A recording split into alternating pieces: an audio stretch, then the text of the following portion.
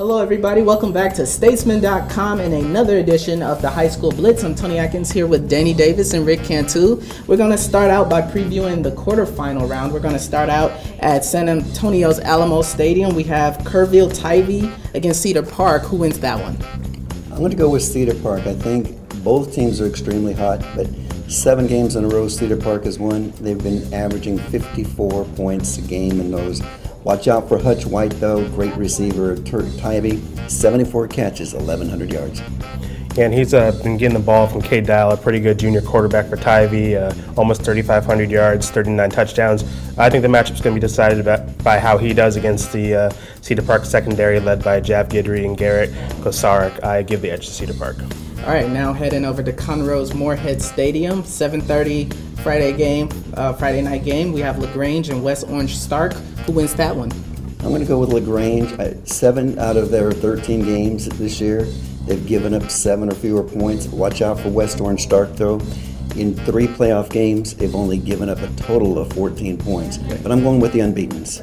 And those 14 points were actually given up by Gideon, so LaGrange can call their friends over in Buffalo land, see if they can get a scouting report. I'll go with LaGrange. J.K. Dobbins, 4 200-yard games this season. Braylon Hutchinson, who's going to Texas State, 2 200-yard games. That's a great 1-2 punch. They're a two-headed monster, but that's a pretty big monster back there. All right, speaking of Texas State, we're going to keep it at San Marcos Bobcat Stadium. We have Crosby playing Hutto. Who wins that one?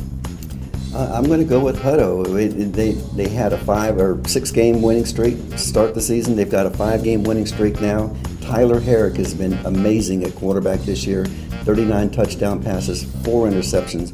Watch out for Crosby. They had a 9-game winning streak snapped by Houston King. They've done well in the playoffs, but they've given up 20 points a game in the playoffs, so they do have a chink in the armor. Crosby's running game has a little bit more depth than Hutto, but as you said, Tyler Herrick he's a better quarterback than what Crosby has. Hutto's defense has actually only allowed 1 200-yard passer this season, so I don't think Tristan Cotton, the Crosby quarterback, is going to exceed that. I think Tyler Herrick leads them to a victory, and we're going to be talking about Hutto next week, maybe a Hutto-Cedar Park matchup in the state semifinals. All right, Friday we have Burnett versus Liberty Hill at Kelly Reeves Athletic Complex. Who are you guys taking in that one? I'll tell you exactly what's going to happen. Liberty Hill is going to run the ball, which is not a big surprise to any of us here. They've got 4,850 yards rushing, about 300 yards passing all year. Watch out for John Shannon. He's been tough in the playoffs. 197 yards rushing per game in the playoffs. Austin Moore, you can't have a game report without mentioning him, quarterback from Burnett.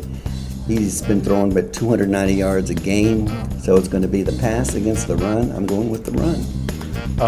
Burnett can throw the ball. As we mentioned, Austin Moore, he has 2 1,000-yard receivers and Joel Johnson and Cody Jones to play with. But Eric Walker, the Burnett running back, has kind of been overshadowed this year. He has 300-yard games in the playoffs, so they've been able to balance their running game with their passing game. I'm going to go with Burnett. The Burnett defense needs to play better. They gave up 300 yards to one guy last week, giving up about 24.5 points per game this season. So if the Burnett defense can correct that, I dislike that offense too much, and it's going to be fun. These two teams, they know each other, they don't like each other, and it's going to be fun to watch over at Kelly Reeves. Rivalry.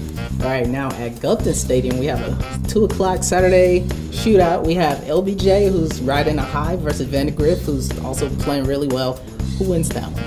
I'm going to go with LBJ. I'm just not betting against the Jags right now. They've been playing incredible over the past month or so. I think 2 players to watch in this game. Zay Giles for LBJ. He needs to play well on both sides of the ball. He's a defensive back and a running back on offense. He's such an explosive presence on defense. He's going to be in charge of shadowing Bear Christensen, Paxton Seguino, those Vandergrift wide receivers who are so good that they open up that running game that Travis Brandon has excelled so much. And then I'm going to say watch out for Vandergrift quarterback Jamie Hudson. The 2 games LBJ has lost, Vista Ridge and McCallum. The one thing those 2 schools have in common is they both have quarterbacks that can run. So if Vandergrift can run the ball a little bit with Jamie Hudson, that could spell trouble for LBJ. But give me the Jags. I'm going to go with the Vipers. Brandon has just been tough to bring down all year. 2,500 yards. I don't know if that's a Centex record, but we're looking into that. That just might be. But the key, you mentioned Hudson. More than 1,000 yards rushing this year has been a great compliment. So when you have to look at 2 different guys in the backfield, that opens up for Brandon, and it opens up for the receivers that you mentioned. LBJ is the sympathetic team, so to speak, but they're a team of destiny. I watched that game. I can't believe how well they executed that Miss Jackson 2-point conversion to win the ball game the other day. Game of the year, play of the year, but this game, I just see them being outscored. All right, well, those are our picks for this week. We'll see who advances to the semifinals next week. Keep checking back in at statesman.com.